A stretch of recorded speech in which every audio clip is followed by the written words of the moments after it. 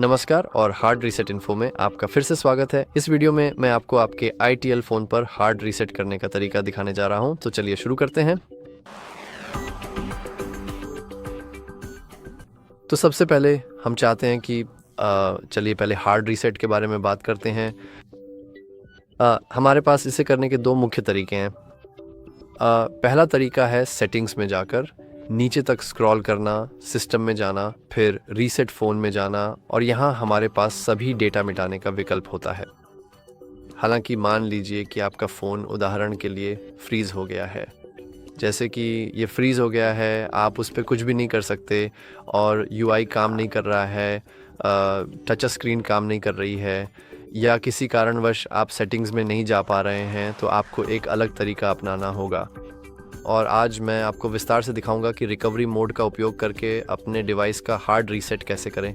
तो सबसे पहले हमें अपने फ़ोन को पूरी तरह से बंद करना होगा। हम ऐसा करते हैं, पावर बटन को कुछ देर तक दबाकर और पकड़े रखकर फिर पावर ऑफ विकल्प पर टैप करके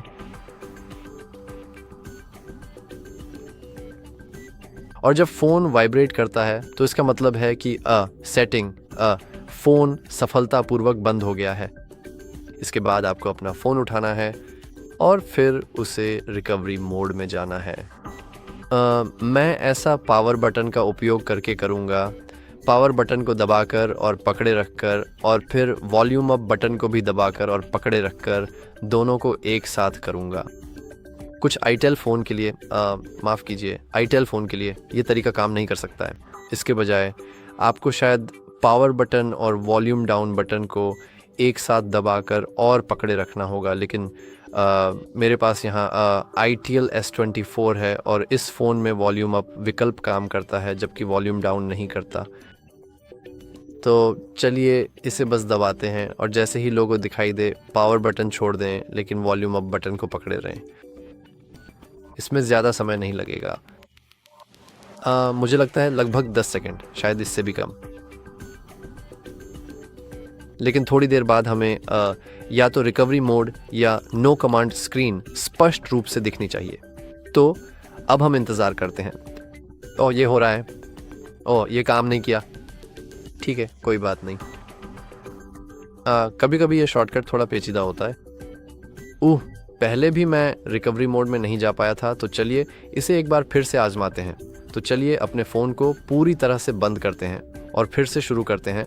पावर बटन को कुछ देर तक दबा कर रखें, फिर वॉल्यूम अप बटन को भी साथ में दबाएं और जैसे ही स्क्रीन पर लोगो स्पष्ट रूप से दिखाई दे, पावर बटन को तुरंत छोड़ दें। तो चलिए इसे एक बार फिर आजमाते हैं। हम पावर बटन को छोड़ रहे हैं और अब हम वॉल्यूम अप बटन को लगातार और मजबूती से दबाए रखते हैं। इस प्रक्रिया के बाद हम सफलतापूर्वक नो कमांड स्क्रीन पर आ गए हैं, जो एक महत्वपूर्ण और अपेक्षित चरण है। अब आपको बस पावर बटन को कुछ देर के लिए दबाकर रखना है और फिर तुरंत एक बार वॉल्यूम अप बटन दबाना है। तो हम ये करते हैं और इस सरल लेकिन सटीक क्रिया के परिणाम स्वरूप अब हम पूरी तरह से रिकवरी मोड के अंदर हैं, जो आगे की कार्रवाइयों के लिए तैयार है। मैं अपने फ़ोन को नीचे रख सकता हूं और यहाँ हमें वॉल्यूम बटन का उपयोग करके वाइप डेटा फैक्ट्री रीसेट विकल्प पर सावधानीपूर्वक जाना है।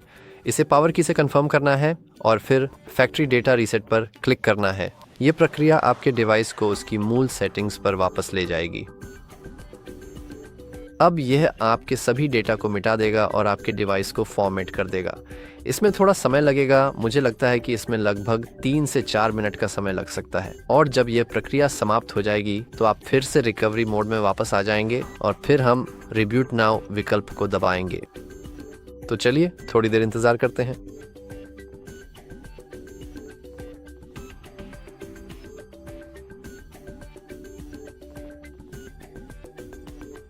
और जैसा कि आप स्पष्ट रूप से देख सकते हैं, कुछ ही मिनटों के बाद डेटा वाइपिंग की यह पूरी प्रक्रिया सफलतापूर्वक संपन्न हो गई है और अब हमें बस कंफर्म बटन को दबाना है ताकि हम सिस्टम को अभी तुरंत रिब्यूट करना कंफर्म कर सकें।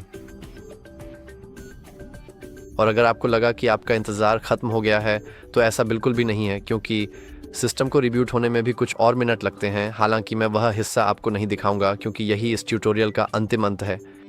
अब फैक्ट्री रीसेट सफलतापूर्वक पूरा हो चुका है और इसके बाद आपको बस थोड़ी देर और इंतज़ार करना होगा और फिर आप कॉन्फ़िगरेशन प्रक्रिया से गुजरेंगे, जिसमें आप अपनी पसंदीदा भाषा का चयन करेंगे, अपना वाईफाई कनेक्शन स्थापित करेंगे, गूगल अकाउंट को जोड़ेंगे, जेस्चर नेविगेशन बार को सेट करेंगे और बाकी सारी महत्वपूर्ण सेटिंग्स को एक एक करके सावधानीपूर्वक सेटअप करेंगे। तो हाँ, इस वीडियो के लिए बस इतना ही। अगर आपको यह वीडियो उपयोगी लगा हो तो कृपया लाइक और सब्सक्राइब करना ना भूलें। देखने के लिए आपका बहुत बहुत धन्यवाद।